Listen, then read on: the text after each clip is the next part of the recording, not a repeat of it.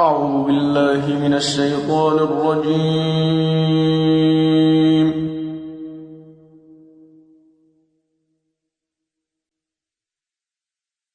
بسم الله الرحمن الرحيم.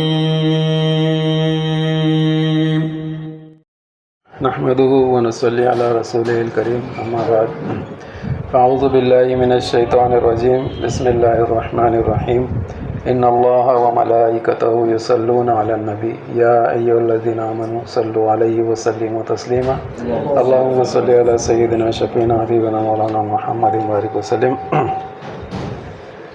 معزز اہل علم حضرات، السلام علیکم ورحمۃ اللہ وبرکاتہ. آج ہم اللہ تعالیٰ کی توفیق سے اور نبی رحمت صلی اللہ علیہ وسلم کے نالین پاک کے تصدق سے اصول ورش کے دوسرے قاعدے دیکھ رہے ہیں. ایک اصول یہ ہے کہ مد منفصل کا قاعدہ ہم نے پہلے دیکھ لیے. اس کے اندر ہی انا کا ایک اصول ہے. اگر انا اول اور انا احیی اس طرح کا ہے، یعنی کلمہ انا کے بعد اگر حمزے کے اوپر فتح آتا ہے یا ضمہ آتا ہے تو ورش رحمۃ اللہ علیہ یہاں پر طول سے پڑھتے ہیں. انا اول، انا احیی. اور اگر انا کے بعد کسرہ آتا ہے تو پھر یہ الف کو وہ گرا دیتے ہیں، انا الا، انا الا. تو ورش رحمۃ اللہ علیہ کے پاس انا کے بعد اگر فتح یا ضمہ آتا ہے تو قاعدہ یہ ہے کہ طول سے پڑھنا، انا اول، انا احیی. اور اگر زیر آتا ہے تو الف کو گرا دیں گے، انا الا. یہ ایک قاعدہ ہو گیا. دوسرا قاعدہ بھی ہم دیکھ رہے ہیں کہ حمزتین من کلمہ، یعنی ایک کلمہ ہے اس کے اندر دو حمزے ہیں.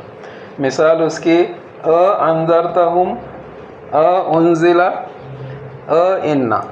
تو یہ تین کلمے ہیں جس کے اندر یہاں پر دونوں کلمے جو ہے، دونوں حمزے جو ہے فتح والے ہیں، فتح فتح. یہاں پر ایک حمزہ فتح دوسرا ضمہ، یہاں پر ایک فتح دوسرا کسرہ. تو آ او آ ای، اس طرح کے تین مثال ہیں. تو ورش رحمۃ اللہ علیہ کے پاس یہ تینوں، اس میں قاعدہ یہ ہے کہ دوسرے حمزہ یعنی حمزہ ثانیہ کو تسہیل سے پڑھیں گے، نرم پڑھیں گے.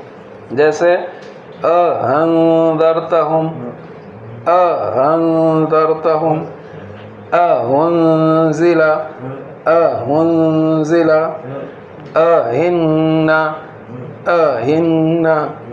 پھر اس کے بعد اگر یہ کلمے میں دو فتح ہیں، فتح فتح دونوں حمزے کے، تو وہاں پر ایک طریقہ اور ہے.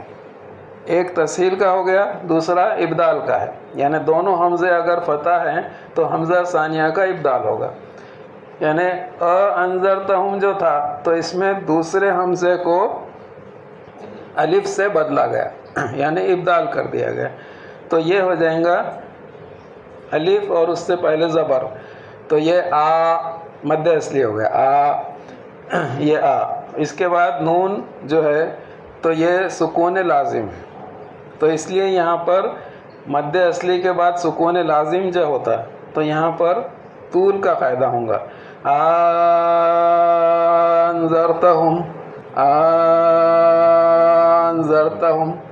یعنی اگر ایک کلمہ ہے اس کے اندر دو حمزے ہے اور دونوں اگر فتح ہے تو وہاں پر دو طریقے سے پڑھیں گے. ایک تسہیل کریں گے، دوسرا ابدال کریں گے.